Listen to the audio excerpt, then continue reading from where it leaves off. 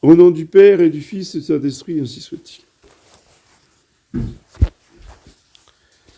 Eh bien, chers frères, cette année encore, nous célébrons cette fête de Noël dans la joie,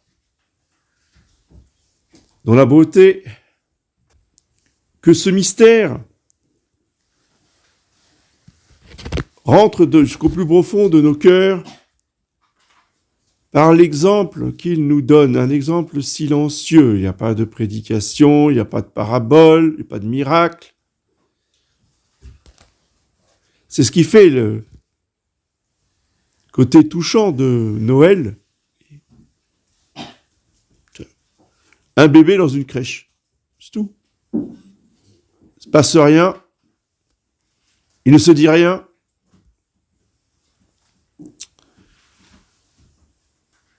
Mais si nous avons des yeux pour voir, il nous faut observer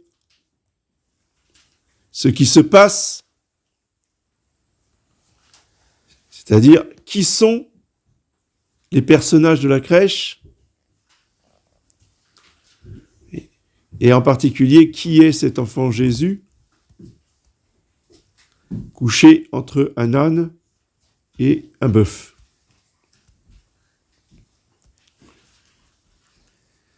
Cet enfant, c'est le roi des rois, le Seigneur des seigneurs, le Tout-Puissant, le Créateur du ciel et de la terre.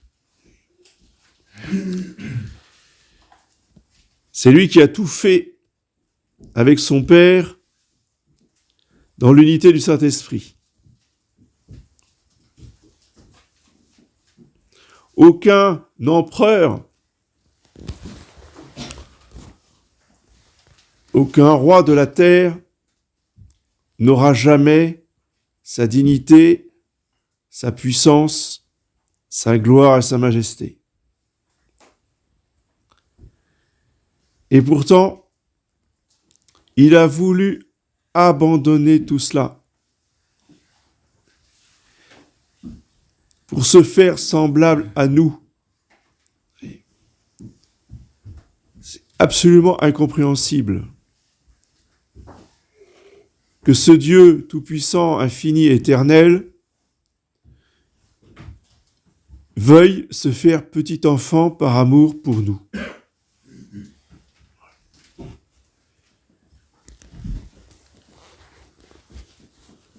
Il s'est dépouillé de sa gloire céleste.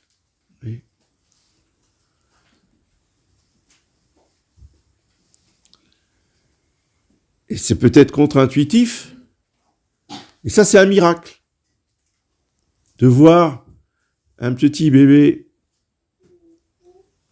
couché dans une crèche ou dans les bras de sa mère. Pour les hommes qui passent, c'est normal, j'ai rien de particulier, c'est une famille qui est là, voilà. Sauf que il faut un miracle permanent pour que cet enfant ne resplendisse pas d'une lumière plus intense que le soleil. Et que c'est au moment de la transfiguration, quand il montera sur le mont Tabor, que là, il arrêtera le miracle. Et les apôtres pourront le voir tel qu'il est, sans qu'il intervienne pour cacher sa gloire.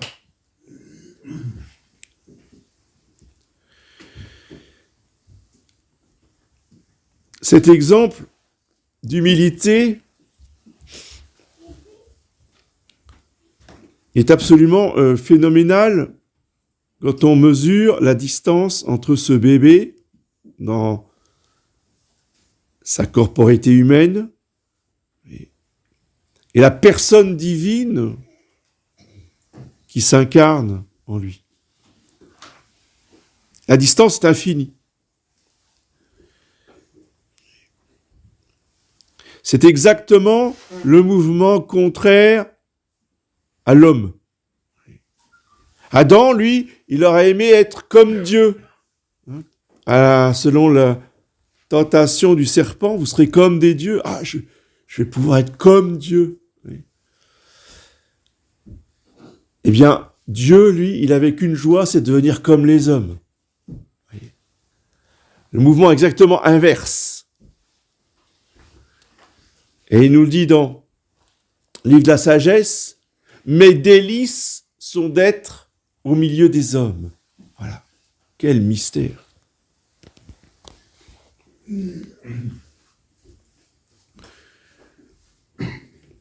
Avec cette humilité, l'enfant Jésus nous montre la pauvreté, le détachement.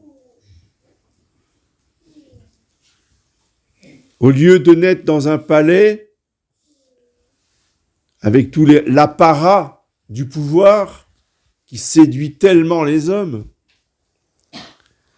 ou qui impressionne tellement les hommes, eh bien, il a voulu venir dépouiller de tout. Dans la simplicité la plus absolue.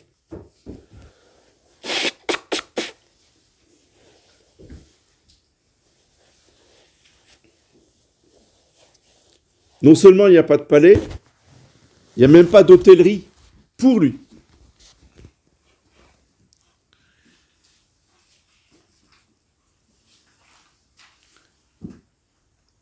Pour nous apprendre à accepter tous les revers de fortune, toutes les épreuves matérielles que la Providence nous ménage à travers nos vies. Oui. Accepter de bon cœur les moments difficiles, les moments d'épreuve, les moments de dépouillement.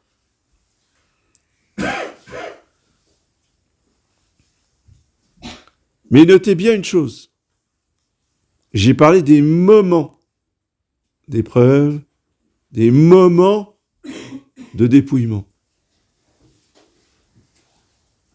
Concret.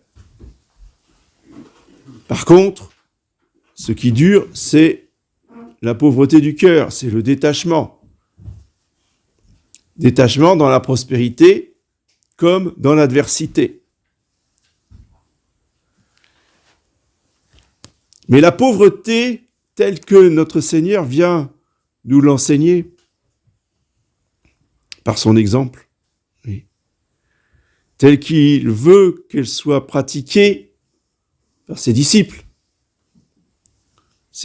du Nouveau Testament, ses disciples, donc, qui vont être membres de l'Église catholique.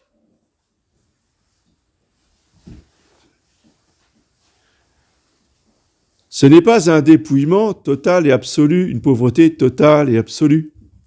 Oui. Surtout pour la Sainte Famille. Pour ses parents, l'enfant Jésus a ménagé des épreuves, mais jamais au point de ne plus avoir aucun lien, aucun lieu de rattachement. Saint Joseph et la Sainte Vierge ont toujours la maison à Nazareth. Ce ne sont pas des errants, oui, des gens du voyage qui errent sur la terre sans but, en allant ça et là, et puis vivant de petits travaux. Oui. C'est des fausses conceptions de la charité, oui, de la pauvreté, pardon. Non, il y a des épreuves ponctuelles, mais Dieu a voulu pour son Fils avoir une famille établie quelque part dans une maison. Et cette maison est très importante. Elle est tellement importante que Dieu a envoyé des anges pour la transporter de Nazareth à Lorette, en Italie. Oui. Pour qu'on ait un culte envers la maison de Nazareth. C'est donc que Dieu n'est pas contre la propriété privée. Oui. Apparemment. Oui. La propriété privée n'est pas contre la pauvreté.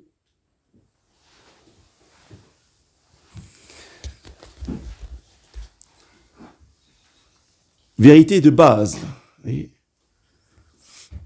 Et Saint Joseph avait évidemment un atelier, des outils, un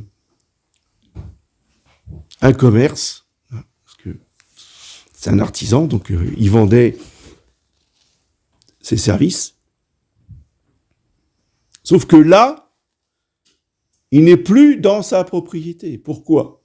Parce que le devoir d'État l'appelle. Il n'a pas du tout choisi, lui, de dire « Oh tiens, on va aller se promener, on va prendre des vacances, on va aller à Bethléem, comme ça. » Non. Non. S'il n'y avait eu que Saint Joseph, il serait toujours resté à Nazareth. C'est parce que l'empereur les fait partir dans leur ville d'origine de leur famille pour un recensement. Et donc, ils y vont certainement contraints et forcés, mais acceptant, voyant dans cet édit de César Auguste la volonté de Dieu le Père qui les dirige à travers les circonstances. Oui. Il y aura ensuite la fuite en Égypte, où ils vont vivre l'épreuve de l'expatriation. Mais cela n'a qu'un temps. Au bout de quelques années, Saint Joseph revient dans son domicile fixe.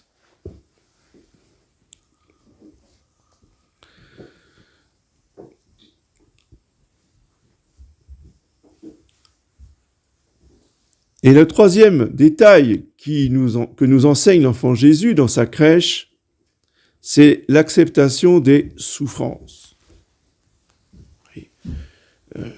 Il aurait été tellement mieux à l'abri dans sa maison à Nazareth pour naître que dans cette grotte ouverte à tous les vents en plein hiver. Mais il a choisi cette grotte pour pouvoir déjà commencer à souffrir des sacrifices pour nous, à cause de son amour pour nous, et il offrait ça à son Père, afin de nous enseigner le support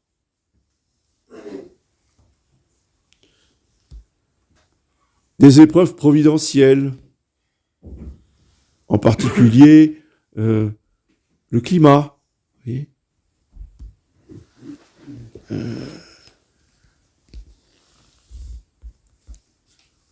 il aurait pu naître une autre époque que l'hiver. Pourquoi a-t-il choisi le mois de décembre ?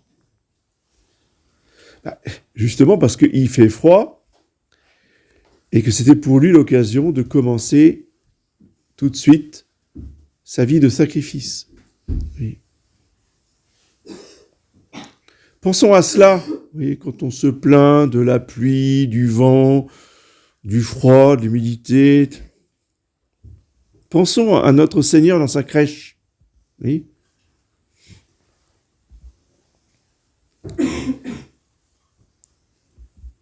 L'humilité, les souffrances et la pauvreté, le détachement,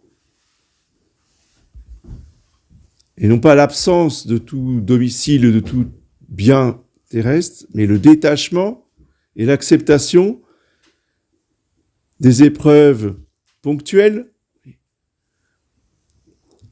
sont les grandes leçons que nous donne l'enfant Jésus dans sa crèche. Eh bien, demandons à la très sainte Vierge Marie ce soir de nous donner des grâces de courage et de force, d'énergie pour offrir toutes les épreuves que la Providence nous enverra, de bien offrir celles qu'elle nous a déjà envoyées en les acceptant et en goûtant l'instant présent. la joie de l'instant présent. Dieu n'est pas dans l'avenir, Dieu n'est pas dans le passé, Dieu est dans la minute présente. Oui. Il veut qu'on fasse de cette minute une minute éternelle. Que le temps que nous vivons, nous le réunissions à l'éternité par notre union à lui-même, par notre union à la Sainte Trinité. Notre temps devient éternité. Parce que au pied de l'enfant Jésus, le temps s'arrête. C'est Dieu qui visite la terre, qui visite son peuple, et le temps est suspendu. Eh bien, aimons rester devant cette crèche en silence pour justement contempler cet amour totalement incompréhensible de Dieu pour chacun de nous.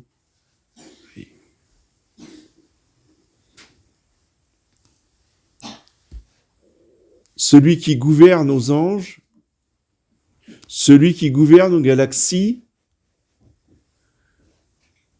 eh bien, il est totalement dépendant, obéissant, soumis à un homme et à une femme. Alors certes, ce sont les personnes les plus saintes de l'humanité, mais quand même, ça reste des êtres humains. Et en tant que bébé, eh bien, il ne peut absolument rien faire de lui-même.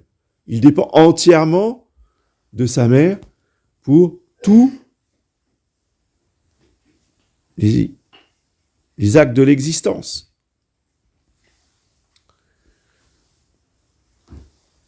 Quel mystère! Lui qui dit, et les choses sont faites. Il dit que la lumière soit, et la lumière fut. Et là, il ne peut plus parler, et il ne peut plus rien faire de lui-même. Vous allez me dire, oui, mais s'il est Dieu, il pourrait très bien le faire, bien sûr, en soi. Il pourrait très bien.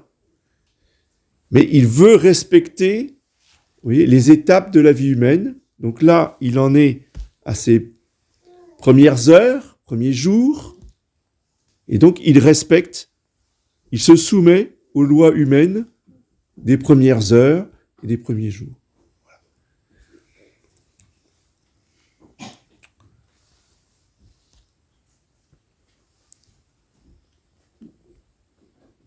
C'est un mystère qu'on ne pourra jamais comprendre, même pas au ciel. C'est pas parce qu'on ne le comprend pas qu'on ne peut pas l'adorer. Oui. Ce qu'on voit, on ne le comprend pas, mais on l'adore. Parce que